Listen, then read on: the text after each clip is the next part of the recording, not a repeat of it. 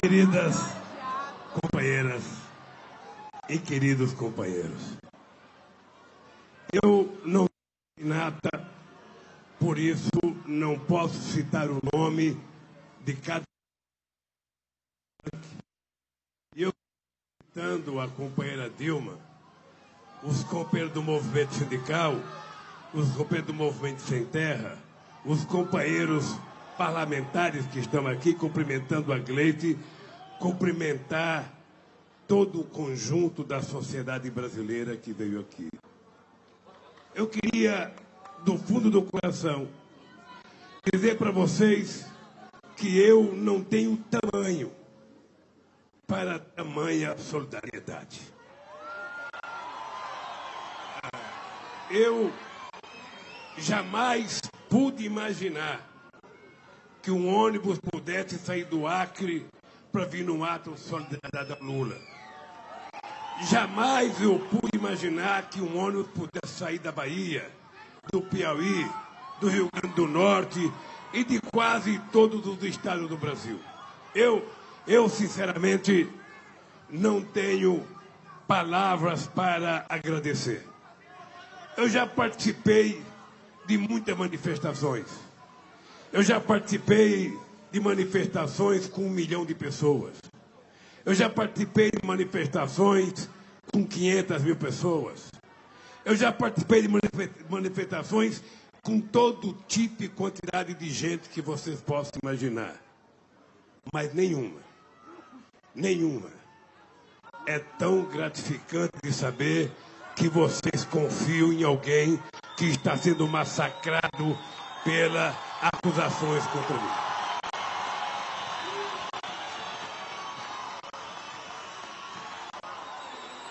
Porque se não fosse vocês, eu não suportaria o que eles estão fazendo comigo.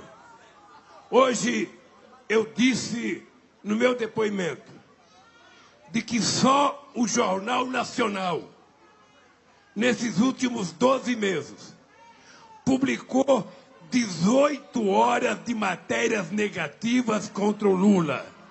Significa 12 partidas de futebol entre Real Madrid e Barcelona, na tentativa de que eu seja massacrado antes do dia em que eu seja julgado. E eu disse para eles, e essa era a minha confiança de estar lá, que possivelmente minha relação com vocês é uma relação diferente da que os políticos têm com o seu eleitor. Eu não tenho eleição de vocês de candidato com eleitor. A minha relação com vocês é uma relação de companheiros de projeto de país e de condução de uma sociedade civilizada. Eu estou vendo muita gente jovem aqui. A minha relação certamente começou com o pai de vocês, depois com o avô de vocês e agora. E eu quero continuar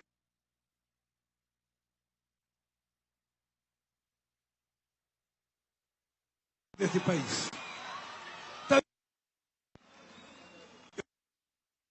4 horas de interrogatório, de agradecer. Agradecer do fundo da alma a cada mulher, a cada homem, a cada criança, a cada pessoa que está aqui.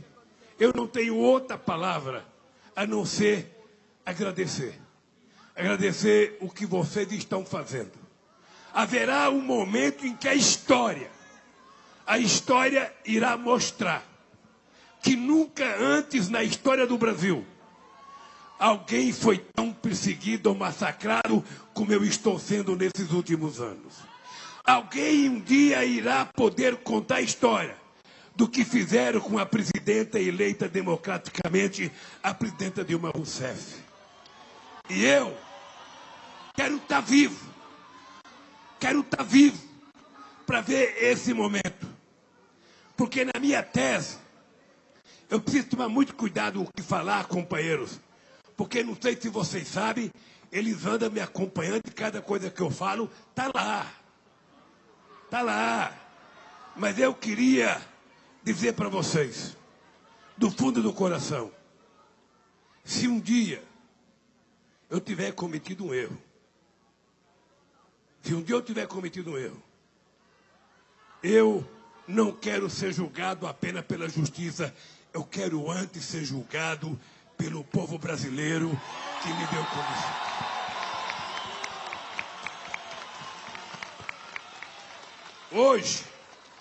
Hoje eu pensei que os meus acusadores iriam mostrar uma escritura, um documento, um pagamento, alguma coisa que eu fiz para ter o tal do apartamento que ele diz que é meu. Até o Vicentinho não sabe, mas eu citei o Vicentinho. O importante é o principal, o resto é secundário. Veja, porque eu esperava que depois de 2 anos de massacre, eu chegasse lá, tivesse um documento dizendo: o Lula comprou o apartamento, o Lula reformou o apartamento, o Lula pagou tanto pelo apartamento, a escritura está aqui registrada em cartório, o apartamento é dele, o Lula já dormiu no apartamento, já morou. Nada. É perguntando se eu conheço o Vaccari, é perguntando se eu conheço o Léo Pieira, é perguntando se eu conheço o Paulo Akamoto, é perguntando se eu conheço. É lógico que eu conheço e não tenho vergonha das pessoas que eu conheço. Eu não quero ser julgado por interpretações. Eu quero ser julgado por provas. Alguém tem que provar. E eu queria dizer às pessoas mais velhas e às pessoas mais novas. Eu queria que vocês olhassem no meu olho. Eu quando pedi para que fosse transmitida ao vivo, é porque a minha mãe nasceu, como todo mundo nasce, analfabeto, e a minha mãe morreu analfabeta. Mas ela dizia: ô Lula, a gente conhece quando uma pessoa está falando a verdade, não é pela boca, é pelos olhos. É por isso que eu queria que fosse transmitido ao vivo, para que as pessoas que vão assistir vejam os olhos de quem está perguntando e os olhos de quem está respondendo. E eu queria assumir um compromisso com vocês. Eu não seria digno de vocês. Eu não seria digno do movimento que estão aqui representados. Da CUT, do Movimento Sem Terra, dos políticos, dos sindicatos, do movimento social, como todo movimento sem teto. Eu não seria digno do carinho que vocês estão tendo comigo se eu tivesse alguma culpa e estivesse falando com vocês aqui agora. Eu virei em quantas audiências for necessário. Prestarei quanto depoimento for necessário. Porque se tem um brasileiro, se tem um ser humano que está em busca da verdade, sou eu. Minha mulher já morreu. Eu tenho 5 filhos. Tenho 8 netos. E eu disse para eles: vocês não respeitam sequer uma criança de 4 anos que sofre bullying a escola que estuda por conta das mentiras contadas para a imprensa sobre o Lula, sobre o PT e sobre todo mundo aqui. Então, gente, eu só tenho um compromisso para assumir com vocês, para ir embora, senão eu perco de chegar em São Paulo. Olha, eu só posso dizer para vocês uma coisa. Em meu nome, em nome do meu partido, em nome dos movimentos sociais que estão aqui, em nome dos partidos que estão solidários como os companheiros do PCdoB, em nome do movimento sindical, em nome dos nossos irmãos que estão aqui do Congresso Nacional. Se um dia eu tiver que mentir para vocês, eu prefiro que um ônibus me atropele em qualquer rua desse país. Porque eu jamais Jamais poderia mentir para pessoas como vocês que há muito tempo deposita confiança, acredita e segue. Eu quero dizer para vocês, eu estou vivo e estou me preparando para voltar a ser candidato a presidente desse país. Eu nunca tive tanta vontade como eu tenho agora. Vontade de fazer mais, vontade de fazer melhor e provar mais uma vez que se a elite brasileira não tem competência para consertar esse país, o metalúrgico de 4 anos primário vai provar que é possível consertar esse país. Por isso, eu não quero afrontar ninguém. Eu sou um cidadão que respeita as leis, respeita a Constituição e respeita a justiça. A única coisa que eu peço em troca é que ele me respeite como eu respeito eles. Um abraço, companheiros, e vamos à luta.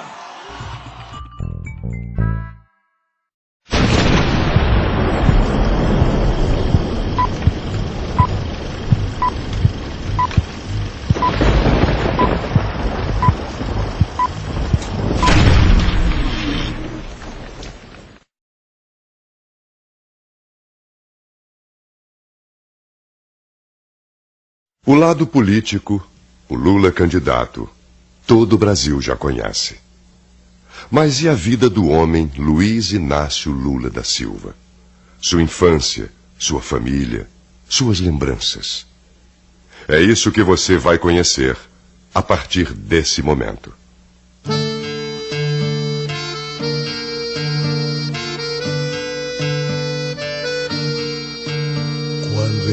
Do sertão, seu moço, do meu bodocó. A maleta era um saco e o cadeado era um nó. Só trazia a coragem e a cara, viajando no pau de arara. Eu penei, mas aqui cheguei.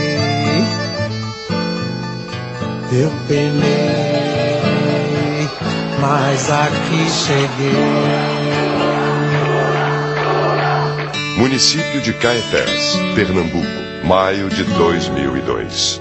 Toda vez que eu venho a Caetés me dá um sentimento muito forte, porque hoje eu tenho mais clareza do que foi a vida da minha mãe e nossa quando éramos pequenos aqui em Caetés.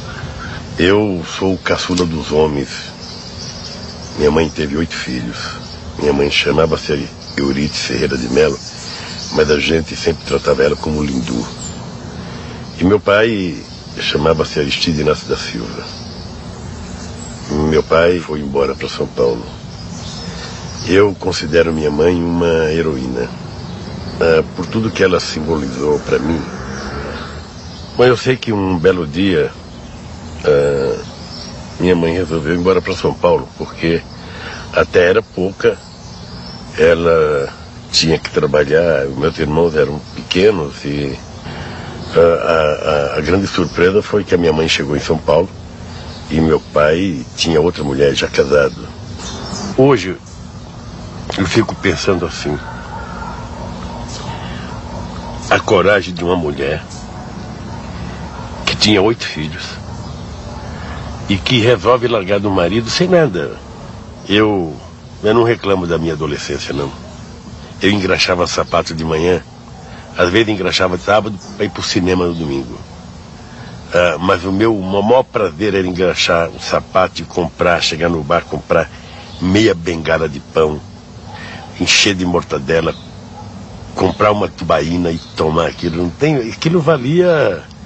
Aquilo era o meu caviar, aquilo era o meu camarão. Eu achava fantástico aquilo. A gente foi se consolidando, os irmãos todos trabalhando. Aí nós mudamos para uma outra casa um pouquinho melhor. Surgiu a oportunidade de ir para o Senai e foi o meu primeiro contato com a cidadania. Uma pessoa que, teoricamente,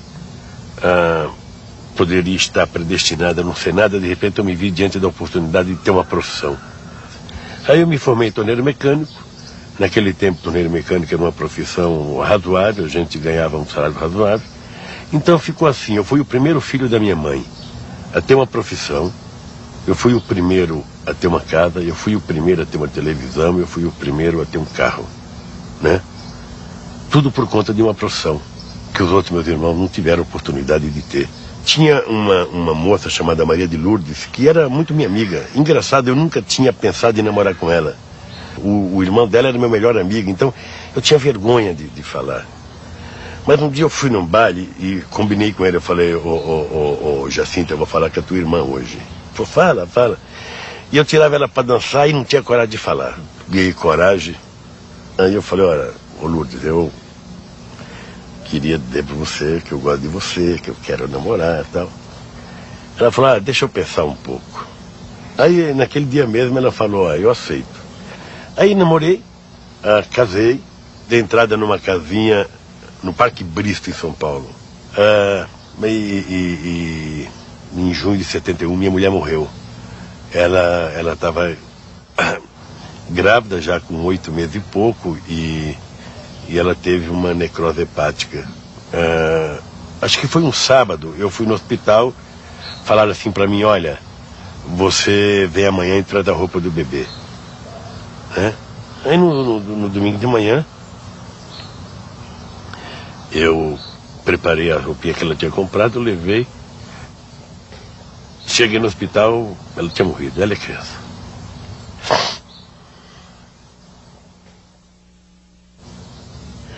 Mãe, eu sei que na minha cabeça, até hoje eu acho que ela morreu como morre milhares de brasileiros hoje por...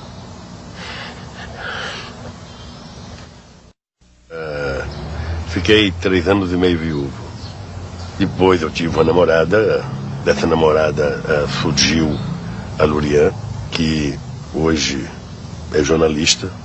Eu trabalhava no sindicato e eu cuidava da parte de previdência social. Eu conheci o Lula em 74. Ele já era diretor do sindicato e eu trabalhava na prefeitura de São Bernardo. Aí, quando chega essa loira na minha sala, eu sabia que ela era viúva. Aí, eu falei, puxa vida, eu preciso dizer que eu sou viúvo também.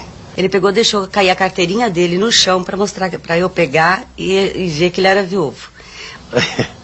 Foi engraçado que ela pegou a minha identidade, acho que ela percebeu a malandragem minha. Falou, você também é viúva? Eu falei, sou. E nós começamos a namorar. Nesse tempo eu tinha um TL, era chique ter um TL. Torneiro mecânico naquele tempo podia comprar um TL, eu tinha um TL azul que era... Namoramos 7 meses e casamos. Eu estava apaixonado mesmo, muita paixão por você casar em 7 meses, né? Tivemos o Fábio, que é o primeiro filho nosso, meu e dele, né? Depois nós tivemos o Sandro, que está com 23, e o Luiz Cláudio com 17. O Marcos, que é só o filho da Marisa, do primeiro casamento, aconteceu uma coisa fantástica. Ele chegou para o Lula e falou, e não dava para o senhor colocar o seu nome em mim, porque todo mundo fala que você é meu pai, só que eu não tenho o teu nome. Ele acabou adotando o Marcos como filho dele. Então hoje o Marcos também chama-se Marcos Cláudio Lula da Silva. O Lula costuma falar para todos que é ele que manda na casa, mas não é verdade, quem manda na casa sou eu. Eu comparo a Marisa aquelas mãezonas italianas, sabe, que abre os braços e coloca os filhos embaixo. Era muito rígida com os filhos. A Marisa... nós temos um problema em casa que é o seguinte, ela endurece e eu amoleço. Ela nega e eu dou. Ela fala que eu faço chantagem com a molecada, né? E estamos casados há 28 anos, sabe? Acho que foi uma dádiva de Deus ter encontrado a Marisa. Acho que é a companheira, sabe, a quem eu devo muito, muito, muito. Até do que eu sou, eu devo muito. Ele chega, ele é carinhoso, ele conversa. Tenho 3 netos. Eu tenho a Maria Beatriz, que é filha da Lurian. Tenho o Tiago, que é o meu companheiro de jogar bola. E tenho o Astar. O que ele mais gosta, de final de semana que está em casa, é ir pro sítio. Quando eu posso, eu vou para lá. Eu gosto de jogar buraco, eu gosto de jogar dominó, eu gosto de jogar truco, né? Eu gosto de cozinhar no fogão de lenha que eu tenho. Então ele faz umas comidas, faz um feijão, faz um arroz, assa uma carne. Gosta de fazer um coelho, gosta de fazer uma polenta, gosta de fazer um macarrão, uma carbonara. Eu sou um bom cozinheiro. Quando você descobre uma pessoa que tem um certo dom para a vida sindical, que se preocupa com o bem-estar dos outros, se preocupa com o problema dos companheiros de lado, esse cara normalmente tem tendência a ser um bom dirigente sindical. Bom, quando chegou em 1975, eu fui escolhido para ser presidente do sindicato. Aí depois, aí as coisas foram fluindo. Eu sempre tive uma relação de respeito muito grande com os empresários nas negociações, porque eu queria que eles me respeitassem. E se eu queria ser respeitado, eu tinha que respeitá-los. Lula era um líder sindical que você tinha, afinal, confiança e, por que não dizer, prazer de negociar. Porque de um lado você tinha uma pessoa que defendia os interesses da categoria do sindicato que ele era presidente, porém fazia isso com lisura e quando se comprometia a alguma coisa, cumpria a coisa com a qual havia se comprometido. Estádio da Vila Euclides, São Bernardo do Campo, maio de 2002. Toda vez que eu entro aqui no estádio da Vila Euclides, eu fico muito emocionado, porque eu devo praticamente tudo que eu sou na vida política ao que aconteceu aqui. Vivemos um momento histórico da classe trabalhadora. É um voto de confiança que eu peço a vocês. Nós vamos voltar a trabalhar!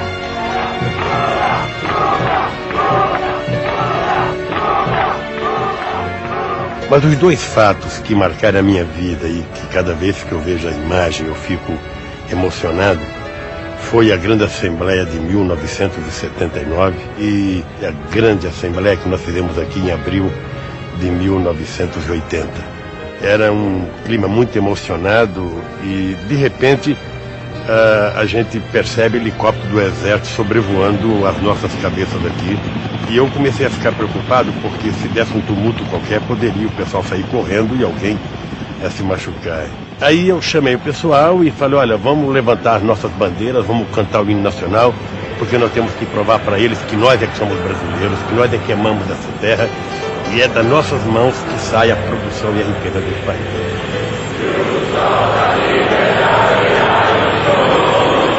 Éramos ali 100 mil, 120 mil, né? Para seguir aquele caminho, aquela orientação, tinha que ter alguém para dar uma palavra. Eu me lembro que outros companheiros, até eu mesmo, às vezes falavam em pequenos grupos, outros falavam para grupos maiores, diretores do sindicato falavam para grupos maiores ainda, mas a palavra que pegava e que valia e que marcava era a palavra do Lula.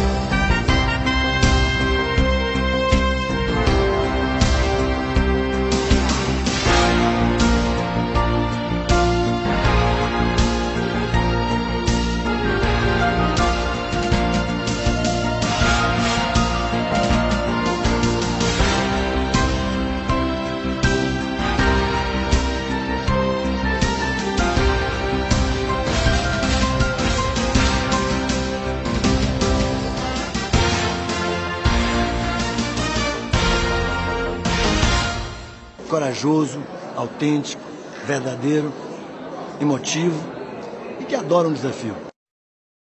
Lula nasceu e morava em Caetés, quando Lula, aos 7 anos de idade, com sua mãe e outros irmãos, veio encontrar seu pai e vieram para Vicente de Carvalho, no Guarujá, por 13 dias. Ele veio de Pau de Arara, portanto, numa situação de grande dificuldade. Lula não fez faculdade, mas estudou muito mais que a maioria de nós, porque ele fez o Instituto de Cidadania. Se você for lá pedir os seminários que ele fez, quem passou por lá, você vai ver que os melhores técnicos, economistas, parlamentares, ministros, as pessoas mais experientes no Brasil foram lá organizar seminários e estudar problemas do Brasil, do povo brasileiro. Então eu penso que ele é uma pessoa extremamente sofisticada do ponto de vista de saber conciliar a razão e a emoção. Saber não ser domado pela emoção e saber não ser uma pessoa fria e racional exclusivamente. Eu penso que a maior capacidade do Lula é saber combinar o emocional com o racional e tomar medidas. Ele foi 3 vezes presidente dos sindicatos metalúrgicos de São Paulo. Portanto, fez campanha, fez jornalzinho, apareceu na televisão, pintou muro. Começou aí a construção da imagem dele perante um segmento da sociedade que era o Sindicato dos Metalúrgicos.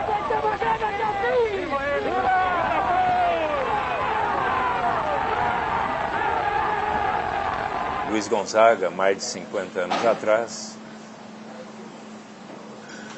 certo dia ouviu no interior da Paraíba uma canção no rádio que resolveu ir até Assaré conversar com Patativa. Ele disse: "Você não quer me vender essa música? Ora, essa música é muito preciosa. Minhas músicas são muito preciosas para mim. Não posso vendê-la, mas se você quiser cantá-la, eu vou ficar muito honrado." E a partir daí o Luiz Gonzaga passou a cantar Triste Partida, que o presidente Lula considera uma das mais belas do cancioneiro popular brasileiro, e justamente porque tem tanto sentido para ele. A música diz versos tais como: "Eu vendo meu burro, meu jegue e o cavalo, nós vamos a São Paulo, viver ou morrer, pois logo aparece feliz fazendeiro, por pouco dinheiro lhe compra o que tem.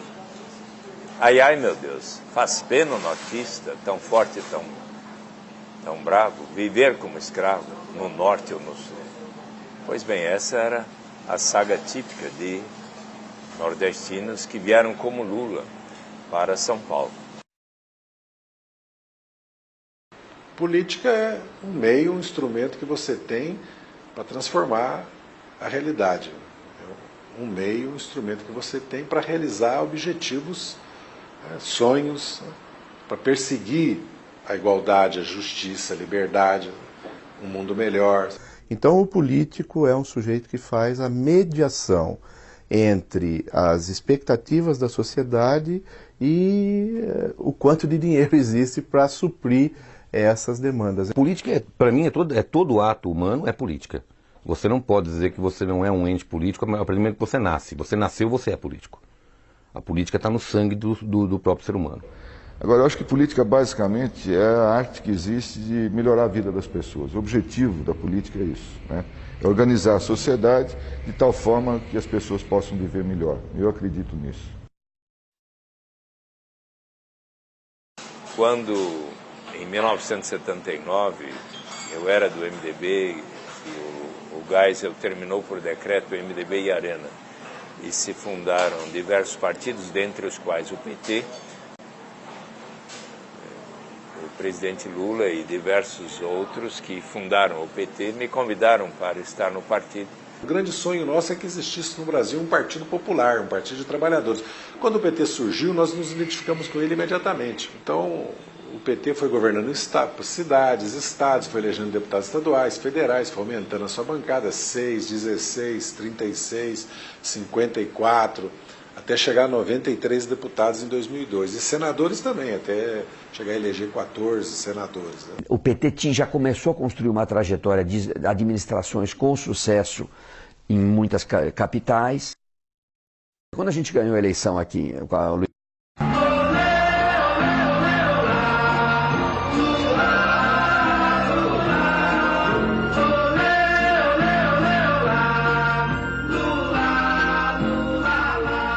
E atenção, são 9h19 da noite do dia 27 de outubro do ano 2002. Neste momento, o Tribunal Superior Eleitoral declara Lula matematicamente eleito presidente da República Federativa do Brasil. Declaro aberta a sessão solene do Tribunal Superior Eleitoral destinada à diplomação do presidente e vice-presidente da República eleitos para o mandato de 2003 a 2006.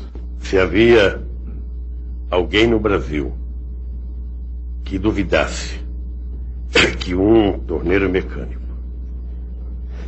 saído de uma fábrica chegasse à presidência da República, 2002 provou exatamente o contrário. 1º de janeiro de 2003, um capítulo da história do Brasil. A capital federal consagra um novo presidente de 170 milhões de cidadãos. O ex-metalúrgico Luiz Inácio Lula da Silva é festejado a caminho do Congresso, onde faz o juramento à Constituição e discursa pela primeira vez como presidente da República. Luiz Inácio Lula da Silva levou exatamente 40 segundos para subir a rampa do Planalto. Fernando Henrique Cardoso o recebeu na porta. Na hora, Fernando Henrique e Lula se atrapalharam. Um derrubou os óculos, o outro pegou. Eles não deixaram a faixa cair no chão. Não tem na face da terra nenhum homem mais otimista do que eu estou hoje e que possa afirmar que vamos ajudar esse país. Porque hoje nós estamos aqui, Marisa, muito bonita, toda elegante, ao lado do marido dela com essa faixa que nós sonhamos tanto tempo.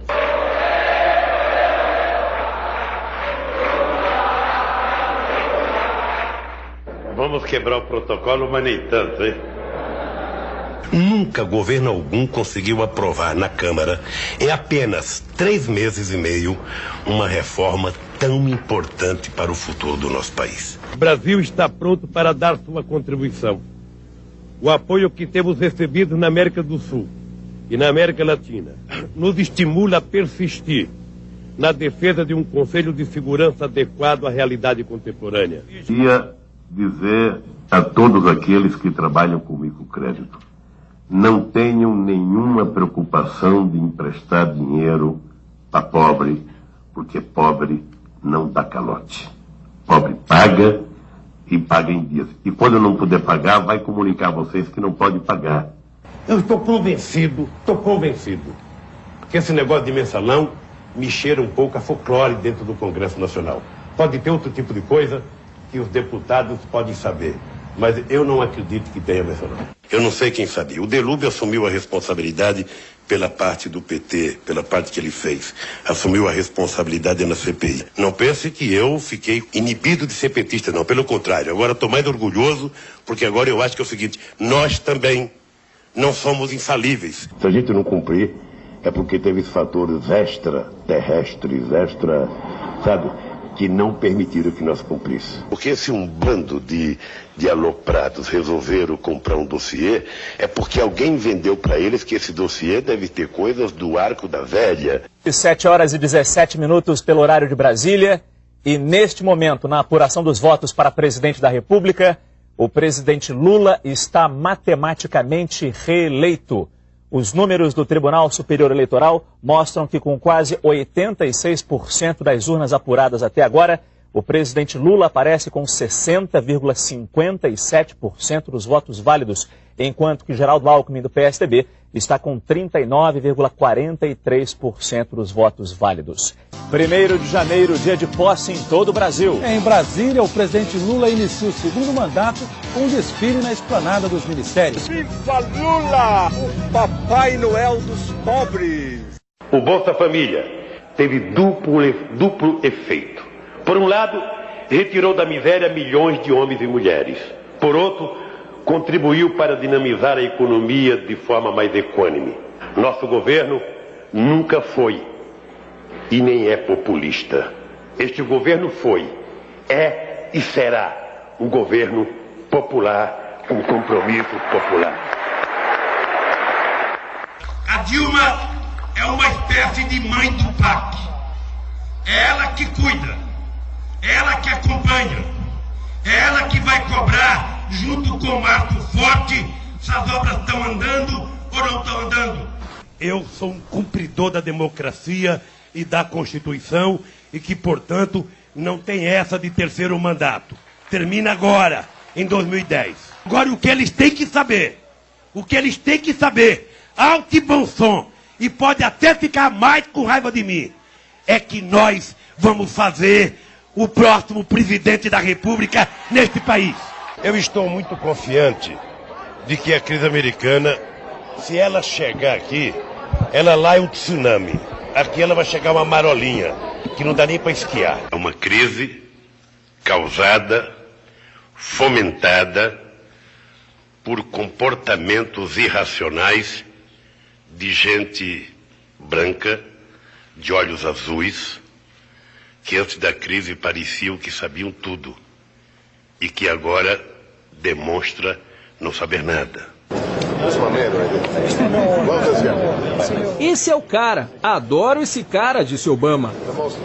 O político mais popular do mundo. É por causa da boa pinta dele. Ele tem a cara da gente. Se você encontra ele na Bahia, você pensa que ele é baiano. Se você encontrar ele no Rio de Janeiro, vai pensar que ele é um carioca. Eu passei parte da minha juventude carregando faixa no centro de São Paulo. Fora FMI. Ou seja, você não acha chique? Você não acha chique o Brasil emprestar dinheiro para a FMI?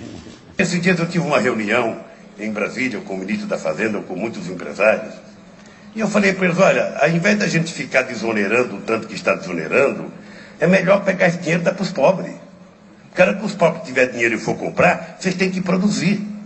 Eu às vezes desonero e vocês não repassam para o custo do produto. Eu não quero saber se o João Castelo é do PSDB, eu não quero saber se o outro é do PSL, eu não quero saber se é do PT. Eu quero saber se o povo está na merda e eu quero tirar o povo da merda que ele se encontra. Quero aqui fazer justiça ao comportamento do senador Collor e do senador Renan, que tem dado uma sustentação muito grande aos trabalhos do governo no Senado. Teve um tempo que a diretoria da Petrobras achava que era o Brasil que pertencia a Petrobras. Não era a Petrobras que pertencia ao Brasil. A ponto de ter presidente que falava, a Petrobras é uma caixa preta, ninguém sabe o que acontece lá dentro. No nosso governo ela é uma caixa branca e transparente. Nem tão assim, mas é transparente. Quando a gente fala que nunca antes na história do Brasil, muita gente fica incomodada quando eu falo isso, muita gente fala, o Lula está descobrindo o Brasil. Não estou descobrindo. Nós apenas estamos fazendo o que os outros não fizeram. E quando os outros não fizeram o que a gente fez, a gente diz nunca antes na história do Brasil. O Congresso acabou de aprovar aumento para o presidente da República e para os ministros, e o Lulinha aqui, ó. E o Lulinha não recebe porque é só para a próxima legislatura. Todo mundo dizia que era muito difícil governar o Brasil, que era difícil, que era complicado. Eu não achei nada complicado, achei até gostoso demais. Muito obrigado a cada mulher, a cada homem, a cada criança que nesses 8 anos me ajudaram a fazer do Brasil o que nós estamos colhendo agora. Chega de dançar a mesma dança, deste grito travado no peito, deste medo mata a esperança. Chega de tanta ilusão passageira. Queremos um Brasil melhor de verdade, pra vida inteira.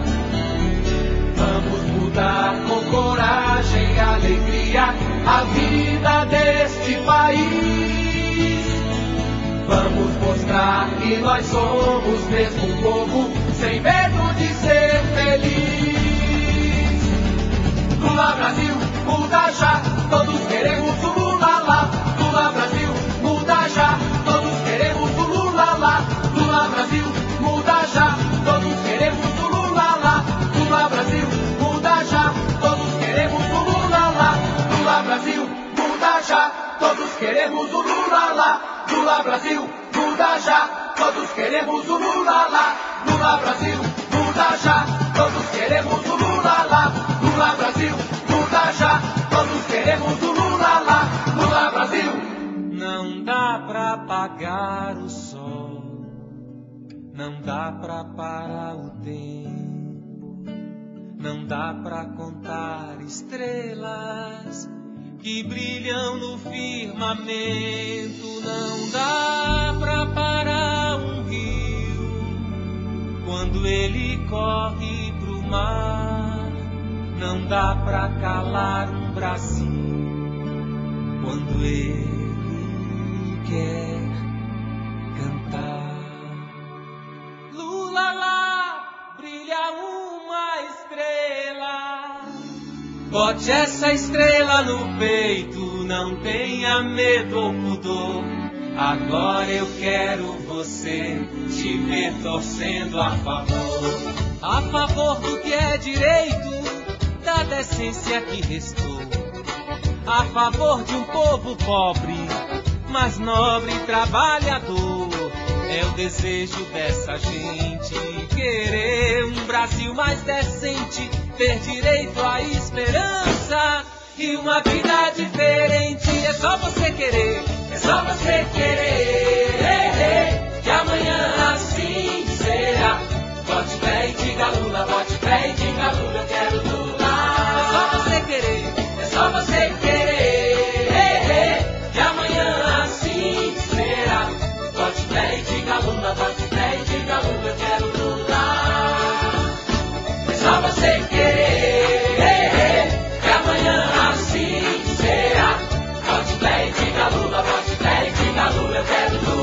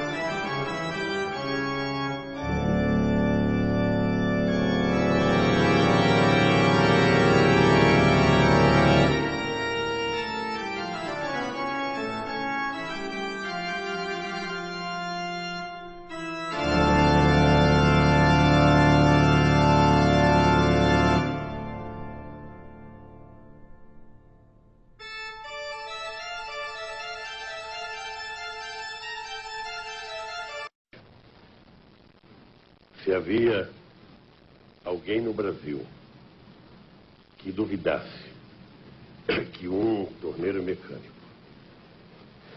saído de uma fábrica chegasse à presidência da República, 2002 provou exatamente o contrário.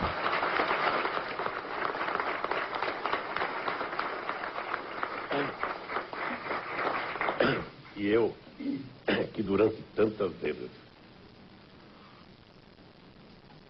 fui acusado de não ter um diploma superior, ganho como meu primeiro diploma o diploma de presidente da República do meu país.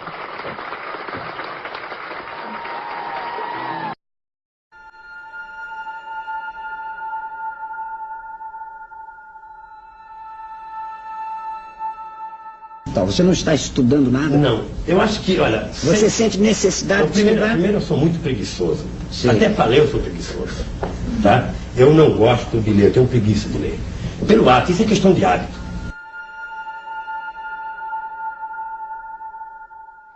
Hamilton, eles ficam muito nervosos.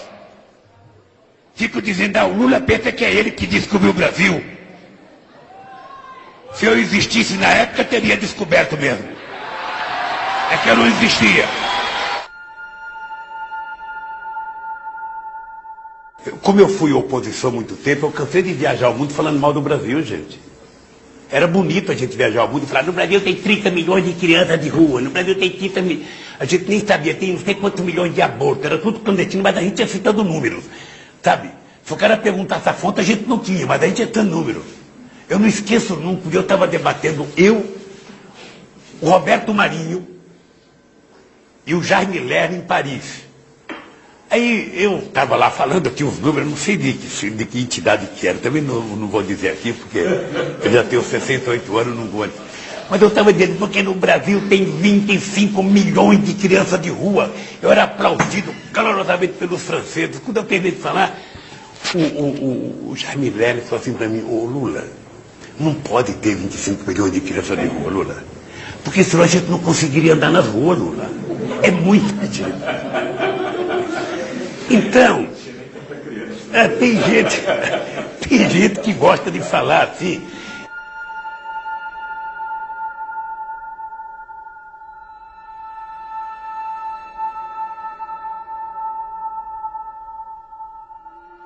O que eu digo do Lula é que ele é muito mais esperto do que vocês supõem.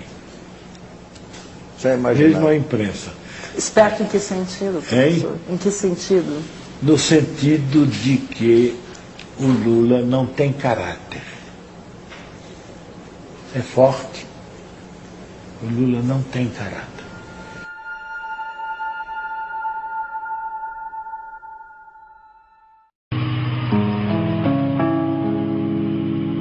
O maior exemplo de governança você não pega num livro, pega numa mãe.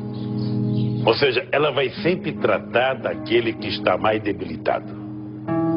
Ela vai sempre. Se tiver que dar um pedacinho de carne a mais, ela vai dar porque está mais debilitado. Se tiver que dar uma mamadeira a mais, ela vai ter que dar para o mais debilitado. Ela adora todos, ela ama todos. Mas aquele debilitado não é o mais bonito, não é o mais esperto, é o mais necessitado. Esse é o espírito de mãe. Eu te confesso que eu governo o país com espírito de mãe, ou seja, nós temos que cuidar das pessoas mais pobres.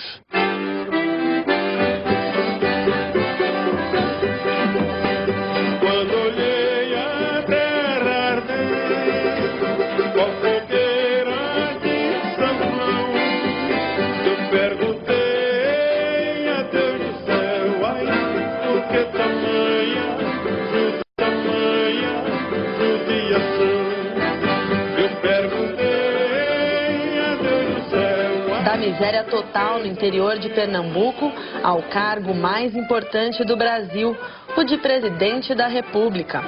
Luiz Inácio da Silva, mais carinhosamente conhecido como Lula, é o caso concreto de como um brasileiro conseguiu subir na vida, realizou um sonho. Este homem foi um menino que sonhava em ter uma vida melhor, igual a todos nós. Então, eles cresceram. O menino e o sonho. A política da classe. Muitos são os nomes que ganhou. Fenômeno político, liderança carismática, político popular ou o presidente mais querido do Brasil. Mas o que está por trás da história deste homem de fala inconfundível é que não tem medo de expor os sentimentos mais íntimos. Eu vi o BNDES assinar um empréstimo de 200 milhões de reais para a cooperativa de catadores de papel. Aí eu falei, agora sim, esse país...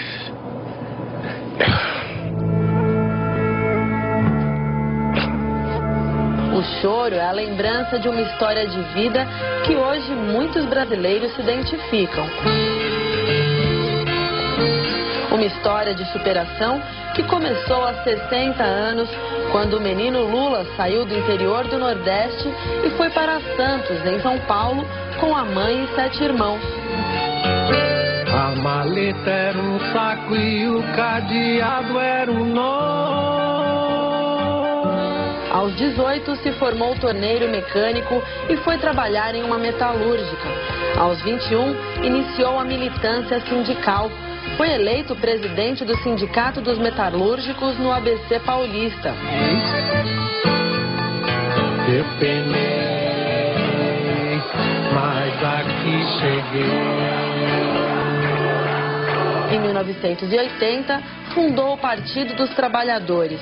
3 anos depois, a CUT, Central Única dos Trabalhadores. Integrou o movimento das Diretas Já, outro regime militar. Foi o deputado mais votado na Assembleia Constituinte. Em 1989, perdeu a presidência para Fernando Collor de Mello. Em 94 e 98, perdeu as 2 disputas para Fernando Henrique Cardoso. Foi o brasileiro que mais se candidatou à presidência, 5 vezes. Até que em 2002, chegou ao Palácio do Planalto com a maior votação de um político até então. Os anos de governo lhe renderam a maior aprovação popular do mundo. Pesquisas confirmaram, 8 em cada 10 brasileiros avaliaram o governo como bom ou ótimo. Daí veio o reconhecimento internacional. Em 2009, em uma reunião do G20, o grupo dos países mais ricos do mundo, o presidente dos Estados Unidos, Barack Obama, cumprimenta Lula e diz: "Este é o cara."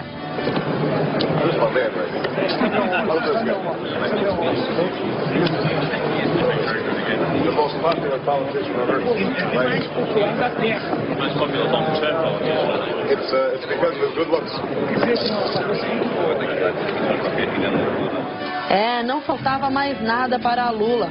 Poderoso, de reputação e moral reconhecidas e respeitadas. Admirado por políticos e querido pelo povo. O homem que chegou lá, não pelas suas ideias em si, mas pelas escolhas tomadas. Se havia alguém no Brasil que duvidasse que um torneiro mecânico saído de uma fábrica chegasse à presidência da República, 2002 provou exatamente o contrário.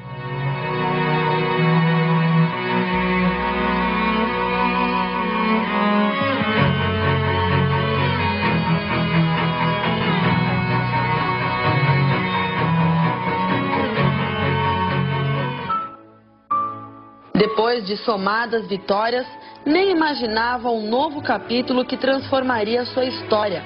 Aos 66 anos, ele percebeu que tinha pela frente mais uma batalha, talvez a mais difícil e importante delas.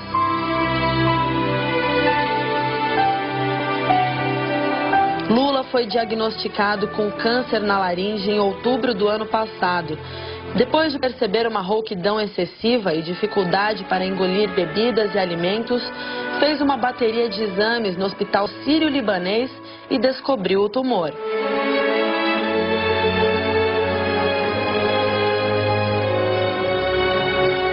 Mas o que é o câncer? Câncer é o nome dado a um conjunto de mais de 100 doenças que têm em comum o crescimento desordenado de células que invadem os tecidos e órgãos, podendo espalhar-se por outras partes do corpo.